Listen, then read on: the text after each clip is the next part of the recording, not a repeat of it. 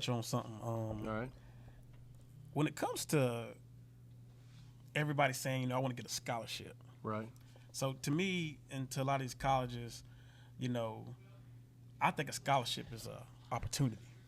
Absolutely. When you see kids signing, a scholarship is you can walk on, you getting 25%, 50%, however. But I think every kid's goal is to get an opportunity. That's right. And in baseball, nobody's getting a full scholarship. No. That just doesn't happen. Doesn't happen very often. Academically, every coach is going to try to get the student as much academic money as they can. Mm-hmm. And then whatever portion they can, 25%, 50%, whatever it is for that player, or if it's a walk-on. And we know a lot of players that they just want an opportunity to play at that school. And some colleges really like a player, and they just don't have the money in their budget. So a preferred walk-on is a serious deal. It's not like just a shot in the dark. They're actually that player that's coming to play. It's about the opportunity. It's about the opportunity, especially the walk-ons. I mean, in the past years, we've had walk-ons. Yeah. That played, came to be starters. The number one pick in the MLB draft, Charlie Condon, was a walk-on at Georgia. He was. Didn't have any offers out of high school. But he got an opportunity. Right, he got an opportunity. So, obviously, he beat out a player that was on scholarship. But that's the thing, and we tell young men, it's interesting to see that freshman year, sophomore summer, a kid may have high expectations, which is great, and we encourage them to do that. Then that reality, their junior, senior year, where they have opportunities to play baseball. It's hard to play Division II baseball. Man. It's hard to play junior college baseball. It's not D1 or bust. No. And the opportunities that the education is going to provide these young men. So just touch on a little bit. Tell us about, how important we tell the kids that opportunity is and to take advantage of it. Just touch on just a quick process on just how grades just affect your opportunity. Right. I work with about, I work with 40 to 50 schools, maybe more. Year in, year out. Right. And some of the coaches, some of the schools can't get players because of the GPA. 100%. And some schools, require a certain GPA just to get in the school. Right. I know for sure. I know, if there's a team in the Peach Belt right now that, you got to have a 3.0. Right. Just to get in. Absolutely. And, it's just one of those things, man, where grades are very important, and it shows coaches, you just don't take it serious on the baseball field. You're taking it serious in the classroom. Absolutely. And if I was a scout, if I was a college coach, I wouldn't want to give my scholarship money to a kid that's showing poor effort in the classroom. Right. Because come fall, by the exit meetings, or come January, they might even be on the field because of the grades. Right. So, we just wasted scholarship money for a semester. That's right. And if they're not eligible come January, sometimes it's too hard for them to go find another player and find a replacement. So they got to recruit a kid up front, knowing academically he's going to be able to do it in the classroom. Yeah, got to. And, baseball is not football. It's not basketball. It's not, I know we mentioned that last time we talked. If you're the best football player in the state of Georgia, University of Georgia is going to want you. They're going to work with you. Baseball is different. They don't have that much scholarship money. Nope. They don't have that much room for error. So, we tell kids early on how valuable their grades are, SAT, ACT, the different tests. I know now those aren't required anymore, but GPA especially, because that's the first question we get asked by every college coach. Every college coach. And, right. And it goes from JUCO, NAIA, D3, D1, yes. D2. Absolutely. And I think, another thing is, the better your grades, pretty much sometimes the more money these colleges going to save. Absolutely. Because, players, y'all don't realize that, a scholarship is basically bridged to your academic money.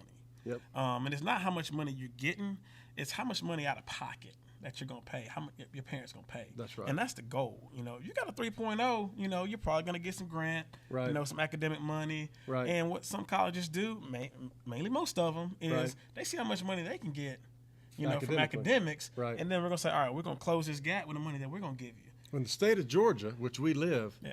right, even if a kid's a big-time D1 prospect, that college coach, hope is where it starts. Oh, hope is where it starts. We're going to give you money after hope. Yep. Hope is on you. That's why I say, what's the GPA? Yeah. So, even in the state of Georgia, and then I know South Carolina has some similar stuff that players here can use, being just across the river with Coach Holder at USC Aiken. I know you mentioned Coach Howell at Augusta, the guys we know locally. But even schools outside of that area, it's all about the GPA. It's all about the GPA. It's all about the grades, players. Make sure you tighten up in the classroom. And unfortunately, we hope everybody listens to this, because come your second semester, your senior year, guess what? They get it. It's about the grades. Yep. But, knowing that your first semester of your freshman year can help tremendously. And it just opens up the avenues and the doors you can have to go play at the next level. It's a big requirement. And then even because, one thing about academics, when you get on the field, and I talk to, a lot of kids throughout the fall when they first get on campus. Right. And the first thing they say is, man, coach, I don't have enough time to do anything. Right. I get up when we got weight training. Yep. After weight training, I got to go to class. Yeah. And after class, I got to go to tutoring. Right. I got to go to study hall. That's right. And then next thing you know, when you get home, you got to find some time to eat. You're wore out. Yep. But the first thing, it's weight room and study hall. Yep. You gotta cover those two. Right. Class and practice. Class and practice. Right. That's general, but they're gonna include study hall and weight room. And what I mean by that is study hall, they're gonna make sure you're getting your grades. Weight room, they're gonna make sure that you're gonna put in the right effort to get your body right and to do things off the field that's gonna keep you going longevity and just for the development. Yeah, so absolutely. That's what I'm saying. So players, make sure if you want to play college ball, it's fun, but it's also a job. Yeah. It's a job. These kids are getting up 6 a.m. in the morning and getting it in, and it doesn't matter if you're the third string catcher or the fifth outfielder. You're doing the same thing everybody else doing. So it's really a mindset. So just take that down, and if there's something you want to do, there you go. And I would say, 100% of the players that go off to college that play with us, they come back and tell us that. That's shock to the system, how hard it is. And that's what the college coaches, they already know that. So when they're recruiting a kid, they ask us, hey, is this kid going to be okay away from home? You know what I mean? How's his family situation? Oh, yeah. What are the grades like? And all those questions where, they've seen it all. Mm-hmm. And where the kids, it's their first time going. And the coaches just want to, nothing's ever a sure bet, 100%. Yeah. But they're going to do all their due diligence to make sure they gain as much information as they can. We talk about grades and, fortunate or unfortunate, we've seen it happen too when it comes to the family, to the parents. We've been at tournaments with college coaches, and they've been turned off by a player, by parents. Just by parents. And it sounds bad, but it's the honest truth, because, that coach knows what that entails in the future. Mm-hmm. So, all those things, whatever the player and the family can do to give themselves the most opportunities is what we want to encourage everybody to do. Yeah, so players get, try to set a good background for yourself. Social media. We talk about grades, social media with players. That just gives the coaches clean it up, an open envelope to say, all right, what does this kid do? What is he like? You don't want to give them anything that's going to turn them off. So just be it all the time. Do the right thing, post the right things. There's really no such thing as deleting in today's world. It's not. It's going to get found out. It's going to get found. It's going to get shared. Yeah. Yep. And we've had this when we first started this. If you don't remember, I had a player sign with a Division I school, and the day he signed, I got a phone call from that coach, and he said, "Hey, you need to tell him to clean his social media up." Right. Because there's some things. I remember on there. that. Yeah, there's some things on there that we don't do at this institution. And you're going back 10 years ago, where nowadays that coach is automatically not interested in the player because his job's in jeopardy. Yep. And a college coach is not going to jeopardize his job by recruiting or signing a kid that's putting anything inappropriate on Twitter, on TikTok. And we say that, it sounds silly for the parents listening, but players, it happens. It happens all the time. And if college coaches, they got two equal players that they're recruiting, they're going to actually look for something to help them choose one. So if one of you has some risque stuff on social media, they're going to pick the other player. That's just human nature from their standpoint. That's how it is. And I get it all the time. Even when I'm on social media, I scroll through, and I look at some of the social media, and I'm like, man, they don't realize, if they want to be a next level ball player, right? Image is key. Absolutely, image is key, and especially when. Especially the commitment guys, the guys that verbally commit and then they tag their college teams. They put it on their profile. Right. But man, you're not representing you're that not university. representing that university right if you're not cleaning up your social media. So players, clean it up.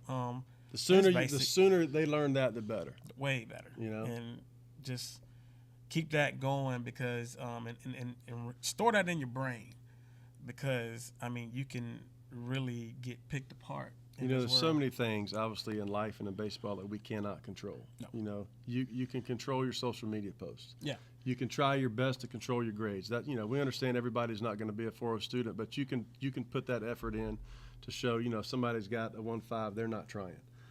So controlling the things you can control, attitude, hustle. Since we're talking about recruiting and we're putting everything in the bucket right now, yep. you know, we've seen kids lose opportunities by lack of hustle. Lack of hustle. And we tell the kids all the time, we get to know them. Yeah. It's like family. You get to love them.